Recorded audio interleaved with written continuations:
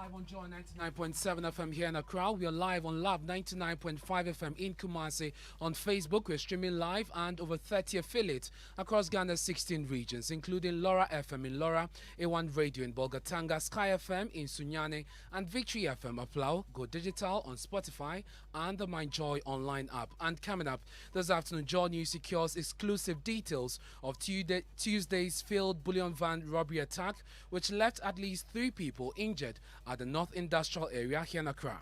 Padlock Access Bank. He wasn't successful. A policeman nearby started shooting towards them. That caused them to try to escape. Then they turned towards us and started shooting. We'll hear from the Ghana Police Service as it mounts a manhunt for the suspects who are currently on the run. Also, government to begin discussions on possibility of phasing out fossil fuel-driven vehicles as petrol and diesel prices continue to rise globally. Does it make sense to continue in the usage and importation of fossil fuel-driven vehicles? And this is why I'm very happy that the Ministry of Transport is already thinking ahead. Also in this package, government describes as unfortunate and surprising the decision by the University of Education branch of UTAG not to call off the strike, citing the lack of faith in government's ability to meet their demands. The members cannot trust the government side to live up to the expectation. We will rather remain on strike. That will be quite unfortunate, and then it will raise questions, kind of premium they place on their national executive. Meanwhile, government says the 10-day window of opportunity to meet the demands of UTAG will not yield much if the parties involved are not willing to make concessions. Obviously, if the parties are not willing to make concessions, there wouldn't be any relevance for the negotiation in the first place. Also here on the Midday News, we'll take you to the Upper West region where doctors and nurses walk long distances and in some cases to the Burkina Faso border to fetch water for healthcare delivery. A lot of facilities are there without access to potable water. Coming up in sports. Referees are key on the agenda of the Ghana Football Association according to President Ket Okreku. We have details shortly. And later, Kofi Hefo joins us with an update on Kelvin Boy's appearance in court today on assault charges. I vote for you, down flat. I vote for you, down flat. Independent, fearless, and credible journalism. I'm Ernest Minu.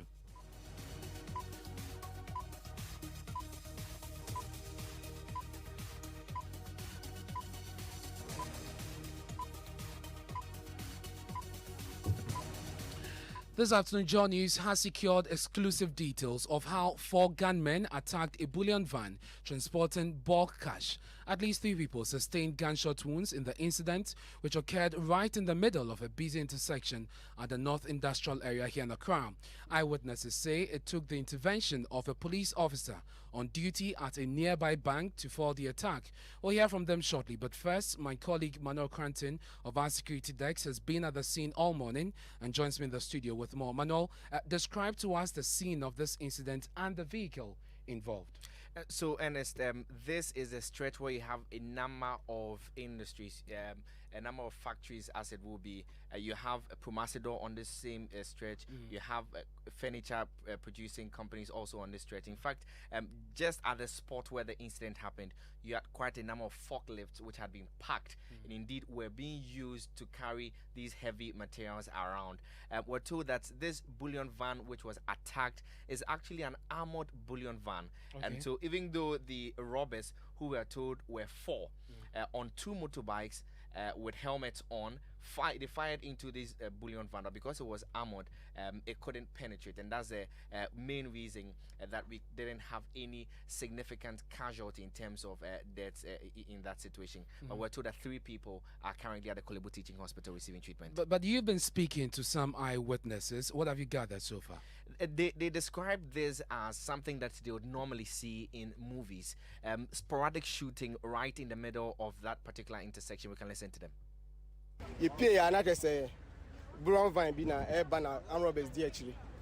When we came out, we realized that the robbers were running after the bullion van and shooting. They fired many times to try and destroy the lock.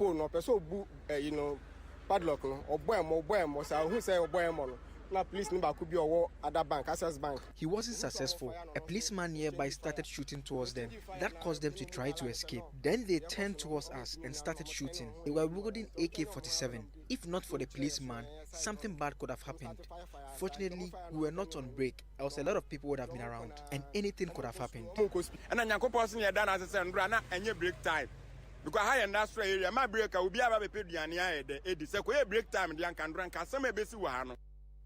So those are some eyewitnesses. There are the North Industrial Area speaking to John News, and Manuel is still with me in the studio. We know the police issued a statement on this incident. Bring us details. Indeed, the police said that during the attempted robbery on a bullion van at the industrial area, a police officer who was on duty nearby forcefully intervened to stop the robbery. Our checks on the ground reveals that this policeman was actually stationed at the First Atlantic Bank. Now, while the robbers were fleeing the scene, they fired indiscriminately into the crowd. 3 people sustained injury. Beyond the police intervention, the armored bullion vehicle used saved the lives of the officials and the police officer on board the vehicle, even though the robbers fired into the van. It has therefore become necessary to re-echo the police administration's call for all financial institutions in the country to resort to the use of such fit-for-purpose vehicles for their cash-in-transit activities. And I wish to assure the public that the police has intensified efforts to get the perpetrators arrested to face justice. Thank you very much, Manuel, for bringing us those details. The details released by the police in that statement. Let's go on to the phone lines now and speak to the Association of Bankers. We'll get some more details on this. The president joins us here on the Midday News. Thank you very much, sir, for your time here on the Midday News. There have been issues raised with the vehicles that transport these monies.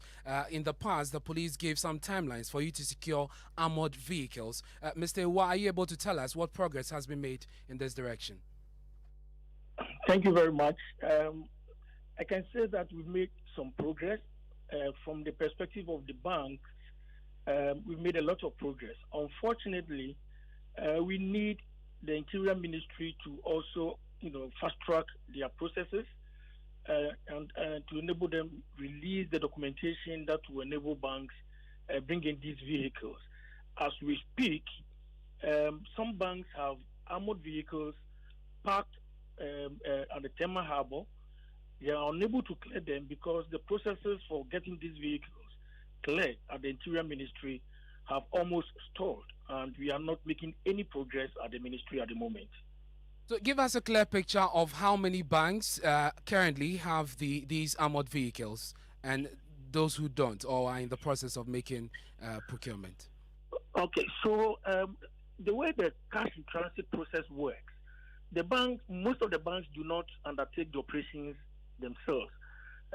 It's an outsourced operation. So we have cash in transit companies. And in this particular incident, it was one of the companies, Montran, whose vehicle was involved in the incident. So it is the companies, in a lot of the instances, who are procuring the vehicles.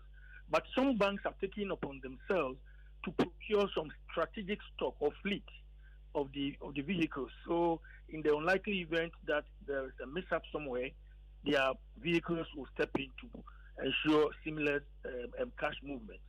Unfortunately, the process for securing what they call the no objection certificate from the Interior Ministry before you can bring in armored vehicles into the country. And just to give them a little bit of background, these vehicles are not your normal, normal vehicles that we see on our roads. These are security vehicles.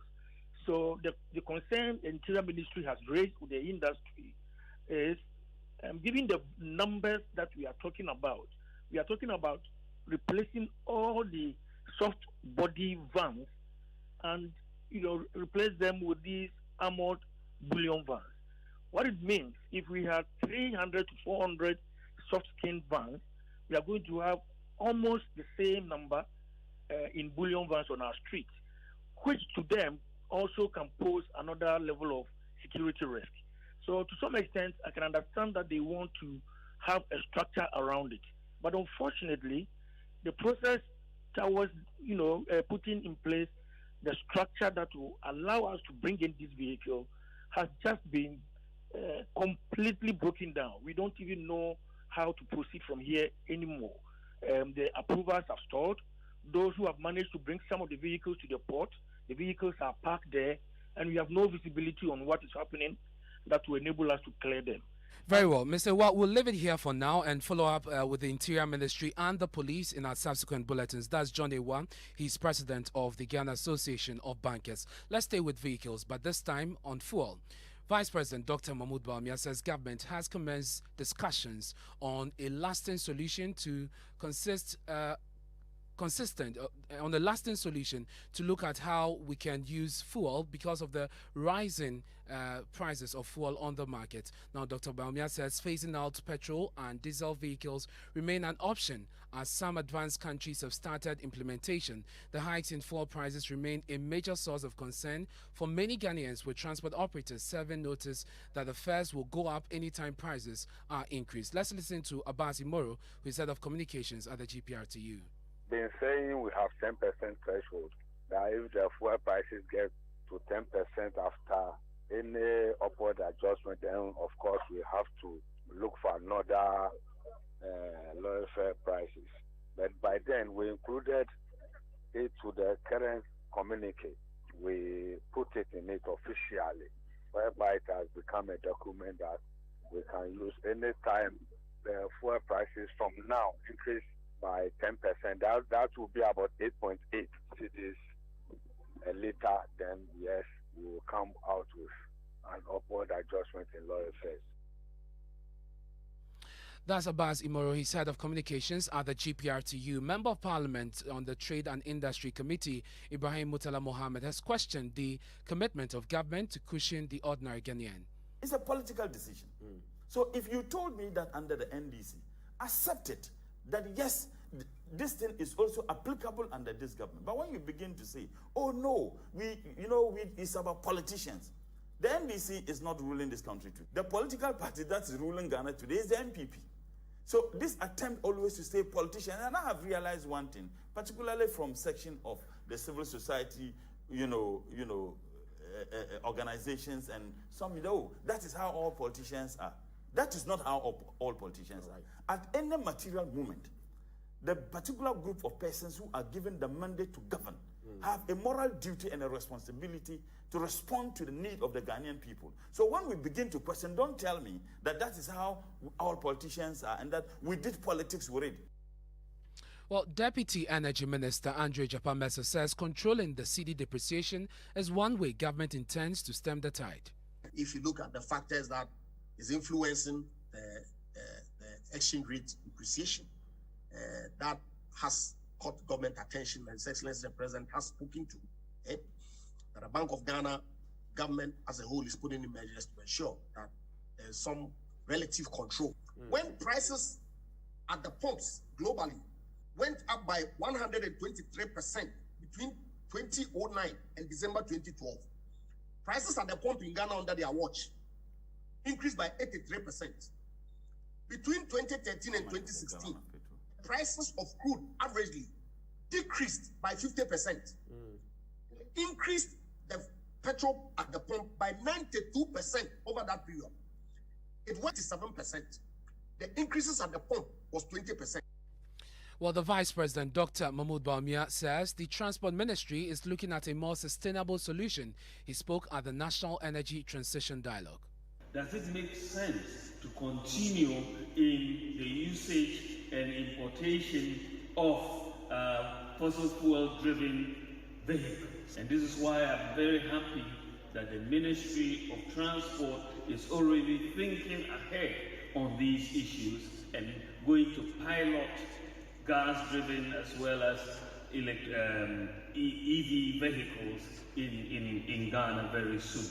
And I think that is a way we have to also set our targets. We just don't want to pilot, but let's set targets for what we should be doing as a country. And I'm hoping that by the end of all the consultations with this stakeholder forum, we can come out with specific targets for Ghana to meet in this transition. Vice President Dr. Mahmoud Bawumia there. Let me take you now to the Upper West region because the Wild West District Health Directorate is appealing to the for the provision of potable water sources for use by hospitals. The unavailability of water in the area has forced nurses in health facilities to walk several hours to towns near neighboring Burkina Faso to fetch water. Rafiq Salam reports from Wichau. Health sector review meetings held by the various metropolitan, municipal and district health directorates in the country are aimed at taking stock of the achievements and challenges. It is also an accountability mechanism where the performance indicators of the directorate are presented and discussed with their key stakeholders with a view to finding ways to enhance service delivery. The West District is therefore no exception, as major stakeholders in the health sector, including heads of decentralized institutions, civil society organizations, development partners, and traditional rulers, were brought together to deliberate on issues on the performance indicators of the district. West District Director of Health Services, Clifford Venkumane, set the tone of the conference by laying bare the successes chalked under the year in review. We increased our institutional or skill deliveries from 54.4% to a 63.6% with a set target of 60. This was achieved by training and deploying midwives to facilities including tip zones that contributed tremendously to the skill delivery average. Clifford Venkumane, however, lamented on how staff risk their lives to armed robbers due to lack of accommodation. There are instances where staff cannot get a room to rent in the community where they have been posted, and that compels these staff to commute daily for work, impacting on their health, exposing them to robbery, and also affecting their finances. Our facility water coverage is a major concern. The West District Director of Health Services also expressed worry over the lack of potable water in some of their facilities, making some of the staff to use productive working hours, carrying gallons looking for water. A lot of facilities are there without access to potable water, not even from the community. We have health facilities that do not have a single borehole, and even the community that they are cited, there is no borehole. Rafiq Salam filed that report from Wichau. He joins us on the line with more on this. Rafiq, what's the update since you filed this report? The update is that we've gleaned on the number of communities that are without water. 20 of them not having water, and leading the charge is Thierry. These communities are dotted, majority of them are dotted around the Black Volta, which is closer to Burkina Faso. And so they are without water, and the health officials are not really doing much in that particular area because they use most of their time to look for water. Is it clear what has been done to address this situation? For now, I've tried to speak with the Ghana Water Company Limited on the Ghana Water Company on the issue, and they are talking about if they are under their ambit, they will try to put water there. For now, the short time measure, that the solution to this problem is that they need to have borehole drips for these health facilities to enable the workers work. That's our Upper West Region correspondent, Rafiq Salam. Now, government has described as surprising and unfortunate the decision by the University of Education branch of UTAG not to call off the strike despite a directive by the National Executive Committee. At an emergency meeting at the campus of the University of Professional Studies Accra, UTAG's NEC decided to suspend the strike for 2 weeks for negotiations with government. The executive, however, left the decision to back their stance or otherwise to the members at the 15 public universities to vote on. Now, the Kwame Nkrumah University of Science and Technology and others have announced dates to resume lectures, but the situation is different at the University of Education. Branch President Dr. Pascal Todo says his members took the decision as a result of government's posture in the past. As part of our process as UTAG to call off strike, there are two levels. The first level is for the National Executive Committee to take the decision to call off the strike, which the National Executive Committee did last night.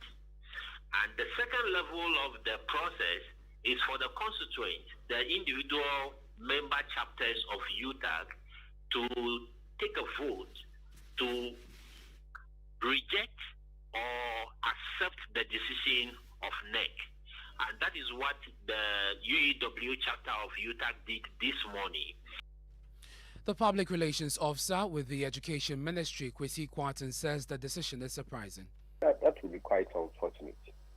And then it will raise questions. I mean, not questions from our side, but people will tend to ask whether or not the kind of premium they place on their national executives, because I am aware that such a decision was taken at their neck level in the communique that they released. And so it will be surprise to other people that the National Executive Council or Committee makes a decision and other parties say they will be binding to it. That would be very surprising. But of course, I mean, those are their own internal issues. But of course, I mean, for instance, if today multimedia says this, that this is the way to go. And that is the Public Relations Officer of the Ghana of the Education Ministry, Kwesi Kwarteng. You're listening to the Midday News here on Joy 99.7 FM. We're taking a break. When we return, we'll bring you fact check. We'll focus on claims made by some ministers at the e-levy town hall meeting in the Western region. And later, we'll take you to court. Kofi Hayford will bring us details of Kelvin Boy's appearance in court. I fall for you down flat. I fall for you down flat.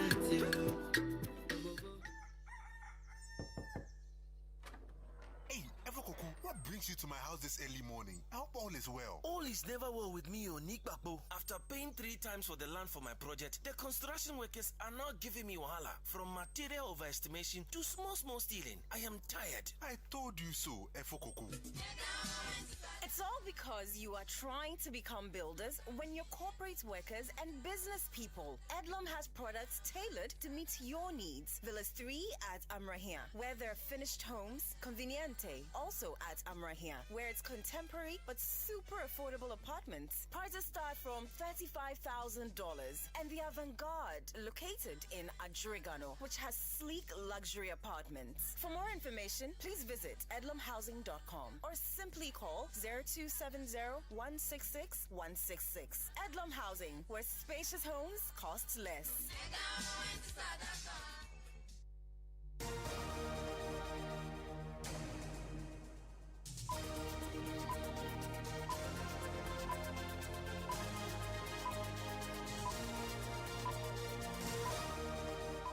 Thanks for staying with us here on the Midday News on Joy 99.7 FM. Time now for sports. Muftau is here.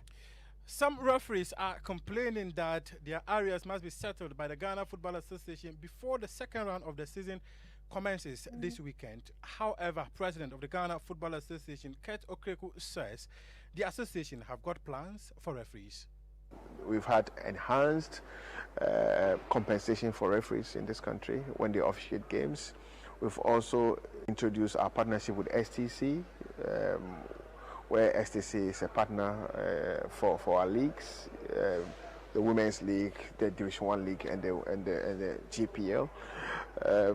All this is geared towards improving refereeing in this country. Plus, the sponsorship from ZAS that ensure that all the referees have neatly sewn uniforms. I think we are on the right track. Refereeing will definitely be on the rise. It will not take one day. Don't forget, we also invested in communication gadgets for match officials, and we're going to invest in more communication gadgets very soon. That is Keto Kreku, President of the Ghana Football Association. Thank you very much, Muftau, for bringing us the latest in sports. Now, the minority in Parliament is cautioning the Finance Minister, Ken Ofori-Atta, against misleading the public in his quest to get the controversial e-levy approved. According to the NDC MPs, claims by Mr. Ofori-Atta that the only way government can release adequate funds for the District Assembly is through the passage of the e-levy is untrue. Here's Minority Leader Haruna Idrisu. What the Honorable Minister for Finance is working about doing in the regions of Ghana in the name of engaging citizens in the promotion of his unpopular, obnoxious, lazy e-levy tax. He is reported to have said in the Upper West region that pay e-levy for me to be able to pay the District Assembly Common Fund. Ghanaians should dismiss him with utmost contempt as an insincere minister who is not upholding the values of the provisions of Article 252 of the 1992 Constitution. That's Haruna Idrisu, but we stay with the e-levy because that's our focus for fact-checking today. We're fact-checking some of the claims made by the Finance Minister and the Regional Minister at the Western Region Town Hall on e-levy. Raymond Akwa, who is head of our research desk, joins me in the studio with the claims and verdicts. Raymond, let's start with the Finance Minister's claim that Ghana's economic growth was better than that of the world and Africa in the year 2020. As the world and Africa's growth numbers fell, at least Ghana was able to keep a 0.4%, growth. Well, this is true. Now, the global economy, according to the IMF January release output, growth went into a recession with a corresponding negative growth of negative 3.1 in 2020, and that was Sub-Saharan Africa was negative 1.7, but Ghana managed 0.4% within that year. That's 2020. Now, let's focus on the Western Regional Minister's claim. He says 62% of the youth in the region, 62% of the population are actually youth in the region. Western region, 62% of the population of Western region is made up of the youth. What's the verdict? This is false. The minister's figure is way higher than that of the 2021 Population Housing Census General Report, Volume 3B on Age and Sex Profile, which puts the figure at 16.4. If you are using the UN definition, but even if you are using the AU's definition, which you like to use in this country, it's 34.2% and not 62%, which is within the youth, bracket. Now, there's another claim about how much people earn, which is commensurate to they being described as poor people. He says if you earn up to 70 cedis, then you fall within that bracket. In the whole year, 70 Ghana cedis. What's the verdict? This is also false. I mean, it's not supported by the World Bank's definition, which categorizes those who live on less than $694 a year as being the extreme poor category. Neither is it supported by the Statistical Service lower consumption or extreme poverty line of 792 cedis per year. Raymond is head of our research desk, bringing us fact check here on the Midday News. The CEO of the Micro and Small Loan Center, Abibata Zakaria, was on the Super Morning Show today and opened up about the scheme. Now, she says they've been able to recover 90 million of the 204 million cedis disbursed so far. Now, that's less than half of all loans given. Now, she says the scheme will not be sustained if the recoveries do not improve. So what we have collected right now is 90 million out of the 200. And if you listen to me over the last days, I've been going around the southern sector, and my worry has been the low recovery rates. Because if we are giving 200 million and we are able to recover 90 million, that is like 45% on average for recovery. But any a meaningful microfinance institution or successful institution needs to be recovering over 80%. It's now time for showbiz. I fall for you, down flat. I fall for you. So that's a song of Afrobeat artist Kelvin Boy. It's trending today on social media and all platforms, but it's trending for the wrong reasons. He's allegedly been arrested for assaulting a woman, and he's been granted bail. Kofi Efford of our entertainment desk joins me. You have the details, Kofi. Yes. What's the story, really? Well, so Kelvin Boy was actually reported that he had assaulted a lady, and this lady allegedly is his girlfriend. He's been with her for about 10 years. They have 2 daughters. Okay. And apparently Kelvin Boy is not doing justice to what he's supposed to do as a father. And that actually pushed this lady to go to Kelvin Boy's home and find out exactly why he's not, doing his responsibilities. Now, this actually led Kelvin Boy to assault this lady, beating her with an iron rod, on her right hand and also on her back. And that is actually why Kelvin Boy was arrested. And he's been charged with assault? Yes, he's been charged with assault. He was at the court on Tuesday, that is February 22 yesterday, at the Adenta Circuit Court 2, presided over by Her Honor Mrs. Sedinam Awu Baloka. Now, the thing is that he was actually supposed to be in court today, 23rd of February, today. But apparently his lawyers filed for an abridgment of time, and that led them to hear the case again yesterday at the court. Kofi, thank you very much for bringing us those details. And that's how we end the Midday News here on Joy 99.7 FM. There's more news when you log on to myjoyonline.com. I'm Ernest Minu. Up next is Dr. Mensa Otabil with Living Word.